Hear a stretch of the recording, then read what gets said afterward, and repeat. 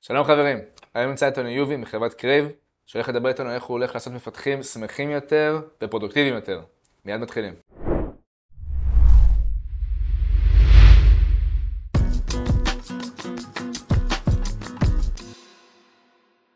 Hi Yuvi, Hi, welcome to Israel.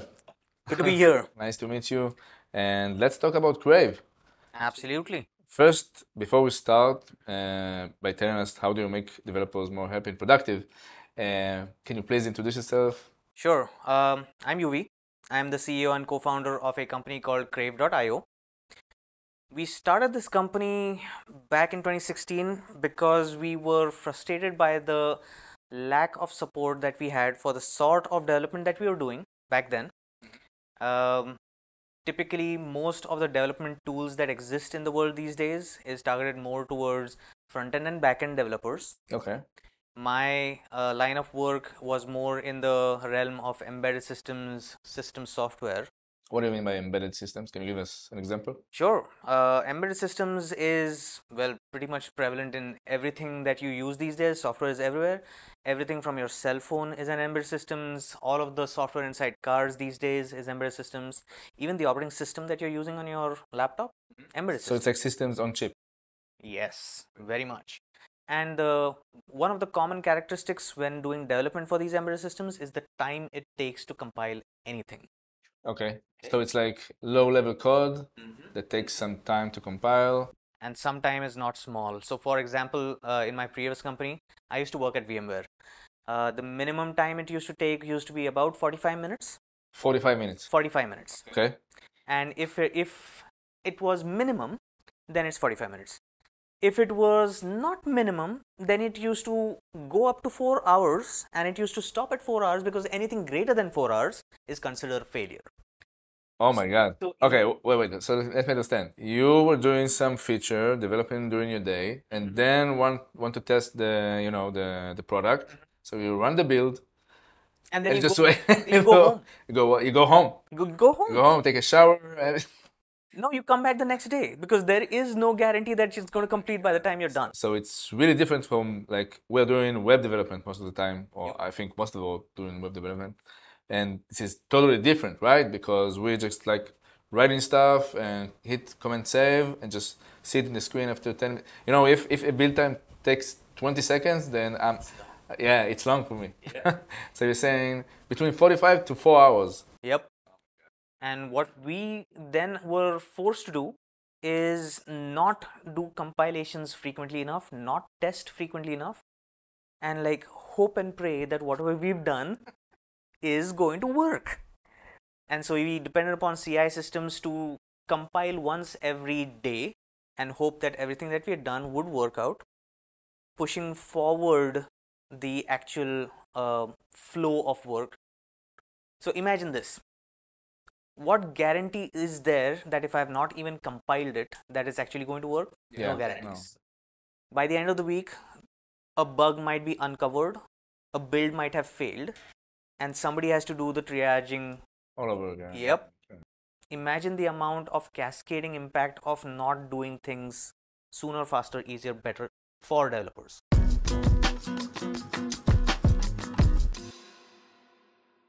So I have a couple of questions. First of all, why it takes so long? So a bunch of reasons. Think about the sort of machines that are given to developers. We get MacBooks, we get Windows machines. Yeah. What's the largest size of a Windows machine that you have ever used, or a MacBook? It's 4 cores, 6 cores, 16 GB, 32 GB. The sort of machines required to compile things fast: 32 cores, 128 GB of RAM, at least 1 terabyte of hard disk space. Really? And think So about trying, servers. yep, proper server class machines. You need that sort of a machine to be able to get it down to maybe 30 minutes. Okay. And why don't you use a server and do the build in the server? I'd love to do that. There are 2,000 developers on my team. I would need 2,000 servers, which aren't that cheap. So the lowest price is $10,000 across a 3-year period. Wow. And multiply that by 2,000 if everyone has to be given a machine. That doesn't work. So we are forced to use, so between the team that we had, or actually across the entire of the company, we were sharing, I think, about 100 servers, and 100 servers shared across 2,000 developers isn't good. Wow. Okay. And the second question I have is, I'm guessing you had some process, some strict process to run the builds because you need to save some time and to do planning well. Or I'm just No, I wish you were right. no. Here's the general mechanism that was thrown at us. Here's a server. You have been allocated this server. You share the server with 20 other people Yeah. and figure it out. Oh my God. No process. No process. What process?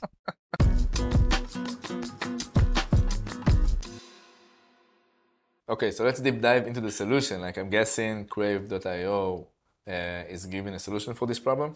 Yes. Okay. And the main thing comes out from I hated sharing that build server with anyone else.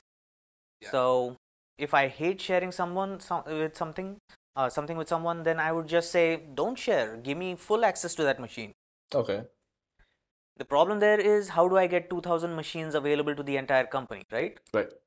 So sharing can happen without the users having to actually time share at the same time. It comes down to in telecommunications, there is a standard protocol called time division multiplexing, where the same resource is utilized by many people just at different times. Okay. And if they are running at the same time, then a different resource is used for it. Okay. Cool. Seems simple enough, right? Yeah. That's what we implemented. Nice. Okay. So can you tell us more, like how do you do it, and eventually what is the end product that developers are using? Right. So from a very high level, it is a scheduling algorithm that decides where exactly your build and test workload should run. Okay. The first thing is it does not run on your MacBook. Right. It So it's a must remote server. always. Yeah. Okay. That remote server must be under the control of the customer that we are running this for, because you have to understand that this is proprietary code from the customer's point of view. It is secret sauce. It cannot be run in a SaaS. So it's an on-prem. Always an on-prem so far. I can't run it like on AWS. I can. So on-premise for us doesn't necessarily mean it has to run in a data center. It is on-premise in the sense of it is in a customer's infrastructure, Okay. not mine. Okay. That's pretty much it. Yeah. You don't have like a cloud solution, a SaaS solution. I need to install it. Okay. We have a cloud solution. Most of my enterprise customers choose to use their own clouds, not my cloud. I see. Yeah, of course. Okay. And so first of all, what is the result? Like how much time do you save? Well, let's start off with my first success, which was on my own private repository. Yeah. It went from 15 minutes to about 10 seconds. Wow. For one of the most public repositories in the world, this thing called the Linux kernel, probably you've heard of it. The average time for the sort of build that we were doing was 90 minutes before Crave came in, and after Crave it's about 4 minutes. Cool. Amazing. Yeah, for one of the first customer, actually the actual first customer, without Crave it took anywhere between 45 to 50 hours, and we brought it down. Oh, 45 to 50 hours? Yes. Oh my God. Okay. So there are people outside of the web world that have insane timelines. Oh my God. And we brought it down to, first we brought it down to 4 hours, then we brought it down to 30 minutes. Wow. So when I'm saying that 30 minutes is slow, it's actually the fastest that they could get it, because their original times were 50 hours. I have to ask you, are you the first one to create such a solution? Not at all. This is a 40 or 50-year-old problem. It has been a whole bunch of teams who have attempted to come up with different types of solutions for this. So we always state that we are working on the shoulders of giants, right? Anything that we create. distcc is a distributed C compiler which attempted to solve this. Ccache is another project which tries to solve the same thing in a totally different way. Yeah. We have come up with a mechanism that incorporates both of these solutions while trying to eliminate one of the major problems that exists in either one of these. So both of these are open source. The major problem is one person can set it up and it helps that one person alone. We are targeting enterprises who have 200 developers at a minimum I see. and trying to get this to work for 200 people while being able to provide balance across that solution so that it can scale is one of the hardest problems. It's not like we are the first ones providing a solution for the scale as well. There exists Bazel. Bazel is an excellent tool and it actually does a whole lot of what we are saying. And as a result, we try not to compete against Bazel by providing value additions above and beyond whatever Bazel can do. If you're using Bazel, the thing is, the sort of customers that we go to are the sort who have started off their careers or their projects 40 years ago. Okay. Bazel didn't exist. It was all makefiles at that time. If it was not makefiles, it was Ant, Java code, or Maven. It's only recently that people have started using Gradle, and by recently I mean 10 years. 10 years. Yeah, I remember it because I was working at Intel. I remember the grader files. Yeah. And Bazel is even more recent. I don't know, actually, they might have come up at the same time. So Bazel and Gradle, even though they're like close to 8 or 9, maybe 10 years old, they are one of the newest tools. And so we have to deal with all Really? tools and everything. I was thinking they're pretty old when I No, met them. no. Okay. Keep on bringing more and more tools. People keep on bringing more and more tools into their code bases because they are faced with these sort of problems. So it's not a new problem. It's just no one has come up with a solution that works independent of the underlying code base, the language, the operating system, and also makes use of what technology offers us now. So 10 years ago, the largest machine that you could get would be an 8 or a 16 core machine. Yeah. These days, you go to Amazon, you get a 200 core machine, right? The problem is that 200 core machine is going to cost you $10,000 a month if you give it to one developer. If you give it to all of your developers, it's going to be even more expensive. Yeah. So yes, the power exists, but it's also incredibly expensive. So what we are trying to do is being able to give you scale without scaling up your prices. By how much do you reduce the pricing? I can give it to you in the terms of direct examples. One of the customers that we worked with had about 50 servers of this size for 200 developers. Okay. And because of Crave, on average over 3 years, it came down to 5 servers. Wow. So it's a 9x reduction. Direct. Wow. Amazing. Okay. Yeah. And you know what?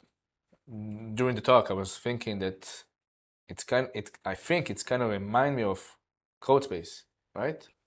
Yes. Now, CodeSpaces is a effort by GitHub to provide an IDE that can work in the cloud. Right. So I can develop all of my stuff in the cloud and run the build in the cloud, everything in the cloud, right? Like in a simple click. So it's kind of like how is your experience actually? Tell me who uses CodeSpaces these days? Developers, like what sort of individual? developers? It's typically going to be the sort of developers who don't care about the underlying machine size. Right. Web developers. Right. The moment anything heavy goes on it, it crashes. No, it doesn't crash. It becomes slow. Yeah. It's not fast enough. It's the same. Yeah. Well, sure. Or That's it what I becomes meant. expensive. One of the two. Okay. So what we are trying to do is, yes, and also CodeSpaces is GitHub specific. Some of the customers that we have don't use GitHub. They use GitLab. They use Bitbucket. They have Gerrit. Oh, I see. Right? You have to provide a mechanism that works with what the customer is already using. You can't just force them to move to GitHub. Yeah. I mean, if I were a part of Microsoft, yes, I'd force everyone to move to GitHub, but I can't do that, right? I have to do whatever the customer wants. Right. So we provide the equivalent of CodeSpaces for any sort of Git repository. And we make it so that it is possible to build your code fast, irrespective of where you're running it from. Nice. I like it.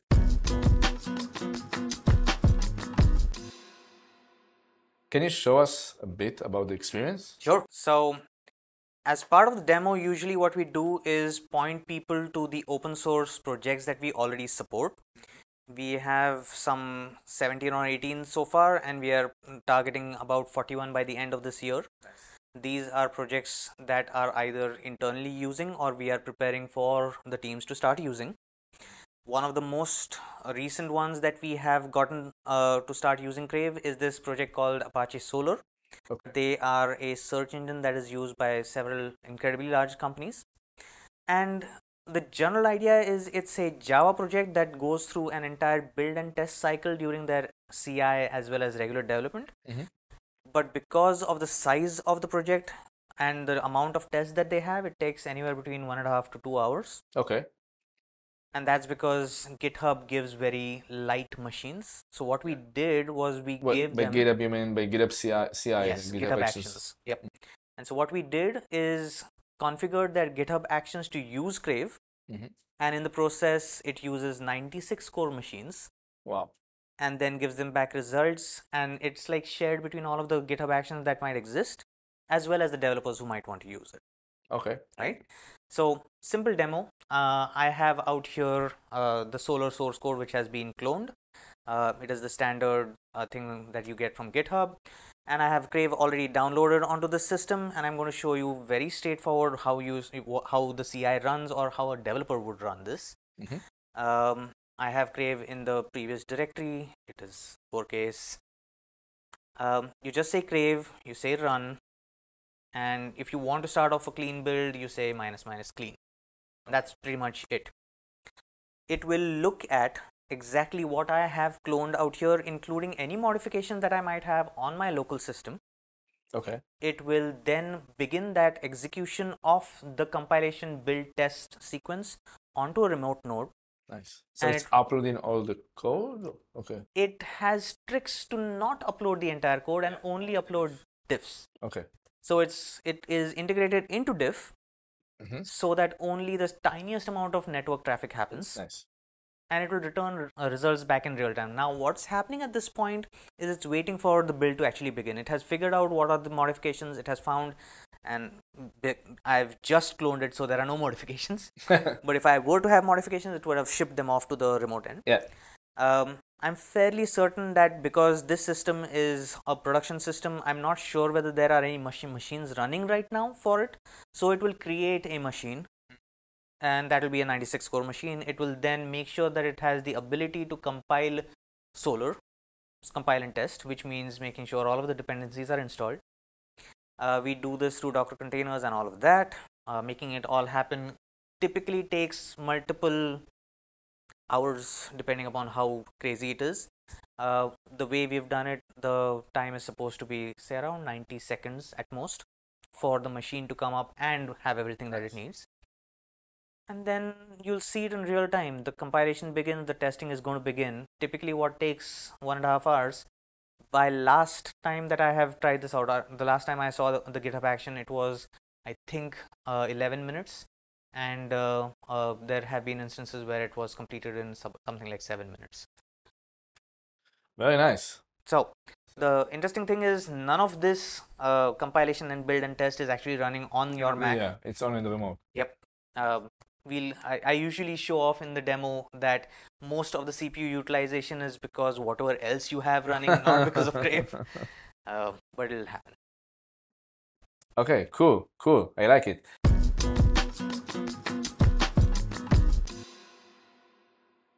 So, can you tell us, before we wrap things up, what are your next challenges? Next challenges is to make this generically available to every open source project that we want it to be for. We are looking for more and more open source projects who would benefit from infrastructure that is pre-configured and available not just for their GitHub actions or their CI, but for their developers directly. We are making the infrastructure available. This is because, okay, so it looks like the demo is continuing. This is because we understand that when open source project community members want to do any development, they don't care about the infrastructure behind it. They just want to get the work done. Yeah, they want to do the fun stuff. Exactly. So we do the dirty stuff. Give us the dirty stuff, do the fun stuff. That's how we make Nice. life better for I developers. like the copywriting in your website. Battling engineering downtime. Absolutely. Yeah. So imagine being able to pick up a new project and get your first line of code committed within the next 1 hour. This is something that large organizations like Facebook force their developers to target and aim for, all new developers, and we want to make that happen for every developer, not just Facebook. Yeah. And Facebook have this kind of entire team or division. Oh, they have like 200 people trying to do this. Yeah. And you're doing it for everyone. Yep. On scale, and yeah, that's very cool.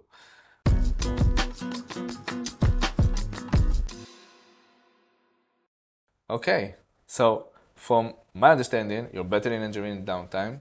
So it's a problem that's been here for like the past 50 years, Easily. and you can overcome it by getting more resources, which cost a lot of money.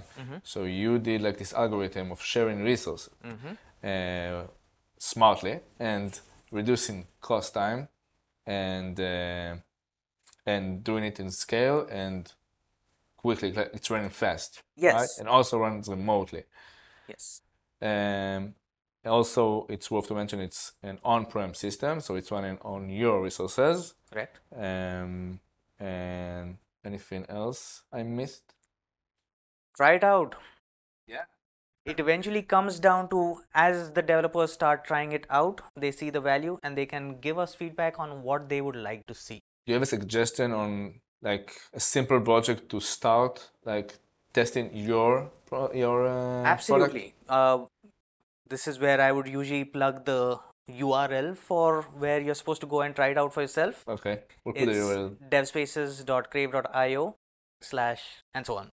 I'll Put send it. out. Yeah. That in. And yeah, you go ahead, try out your own open source projects on it. And then once you want to try it for your own private projects, which we don't have access to because it's not open source, give us a call. Cool. And just to mention, it's only for embedded system, right? No, actually, it's open to all. Really? So I Yeah. can do web development with it? Yeah. Right. Absolutely. The dev spaces part is for your own personal, private, any sort of project. If it's embedded systems, great. If it is an NPM based or JavaScript based thing, go for it. Yep. Okay. Okay. Android applications. I'm glad I asked. Yeah. It works for it all. We started off in embedded systems, but now we are here to conquer the world.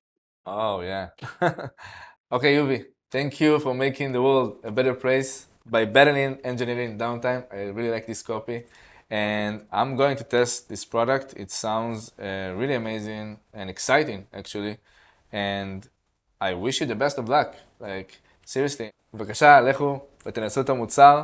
זה נשמע מדהים ויעיל, ויובי ישמח נראה לי. So, thank you, Yuvi, once again, and see you soon.